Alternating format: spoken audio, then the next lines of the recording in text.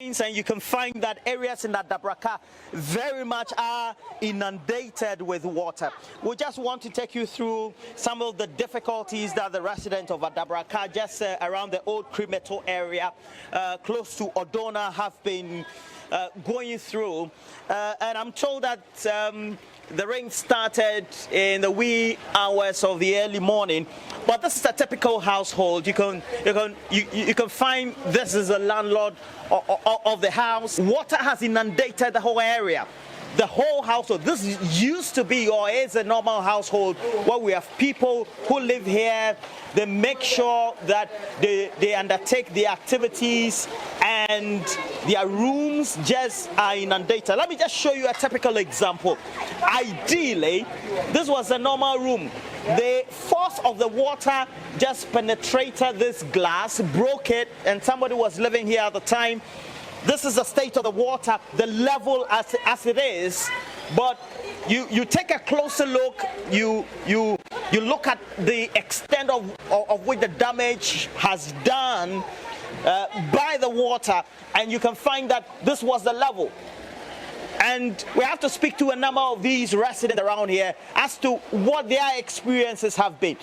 Further up there, you can find that there are people who are either refrigeration repairers or sell old appliances or imported appliances, whether they are fridges, we're talking about air conditioners, or even just plain washing machines. I have one of the residents here. He lives close by, and we want to have some discussion with him. What's your name? I'm Michael. Okay, Michael, tell me, when did the rain start, and so far, what have you experienced? It has not been easy because the rain started around 12 a.m. and within 30 minutes to 45 minutes, people were shouting, "Insuonibo, Insuonibo," so we have to move fast and we have to keep most of our items at the top. But the ones we couldn't keep at the top, the rain entered into our rooms, and as we are speaking to you now, we are stranded. We don't know where to go, and we are standing outside in front of the house. We are just waiting for the flood the rain to drain, so that we'll get the access to the room so that we can clean the rooms. So this has been the experience that we've been going through. So you mean you go through this experience every year? Every year. Once a year or twice a year? Sometimes twice a year, sometimes once a year, sometimes 2 years.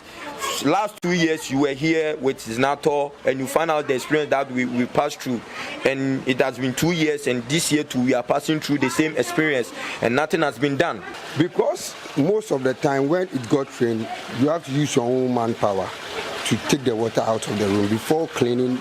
After you are done, you see that you have a lot of pains, but this is the easiest way. When the water is going, you will find it easy to mop up and clean the Okay, so just hold on there. Let me just take the cameras down there. So this is what they decided to do. Just give me that cork. So they have this opening. It's quite interesting on the wall, but it's inside a room where somebody sleeps. So when it's raining, then they decide to remove the cork. Okay, they will remove the cork so the water can come in. Now let's go into the room and find out what is happening, and see whether there's still water. This is where somebody sleeps. You can find furniture that is all scattered around. And this is a normal sleeping place of this man. And let me just get a sound of the discussion he's having. Okay, I'm going and me you can you can you army me ni bi otawo ni abawa boke me because na ke osacho ke twa mi fe fite amoto na ni you ntawo gaji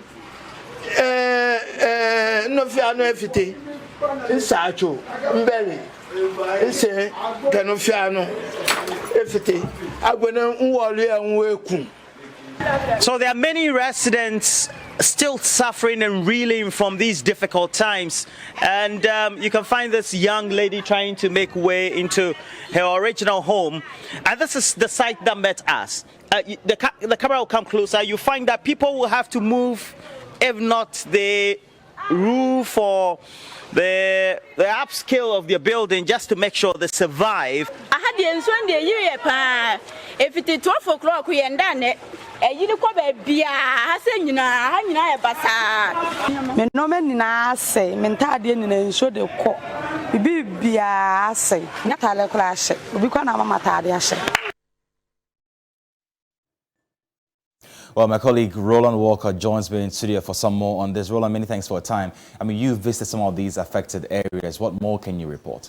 Well, we comprehensively decided to look into, and sorry for me wearing Chalwati, because we immediately thought that because it was just about 2 hours after the water had receded, we would not have waters inundating homes. So we visited areas like Avenon, we visited Caprice, we visited Kokomemle, and then we decided to descend towards the Kwame Nkrumah interchange area. Then we went to, just around the Odona area, and then at Dabraka, heading towards the Graphic Road. And it's where we saw many of the residents in many of these homes who have all their properties destroyed. And these are the areas that we visited. Onwardly also, you find that if you're extending your journey towards the former Bureau area, you'll find that there are many traders who have their wares destroyed, thousands, if not millions of Ghana cedis of property also destroyed in the process. You've been interacting with some of these individuals, and some of them did indicate that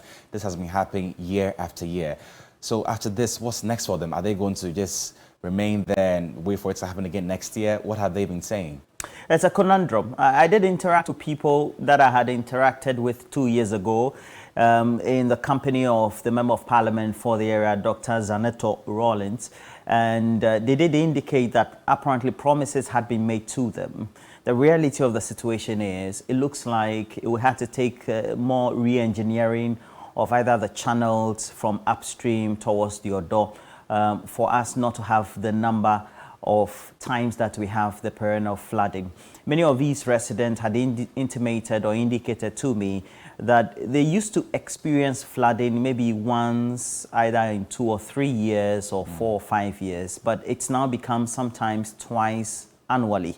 And that is a difficulty. So you find out many of the buildings in there have walls that are a bit up, either 2 or 3 more courses with staircases before you descend into the house. Now, this is what happens when it rains. It means that if the water is able to upscale these walls, the staircase, and get into the homes, so more of a preventive mechanism. They have, yes, but they have difficulties in getting the flood waters out when they recede on the streets. And that's a difficult situation that they find themselves. Often you have the National Disaster Management Organization come in, but after distributing or sometimes not distributing relief items at all, they are just left to their fate. Thank you so much for your time, Roland Walker.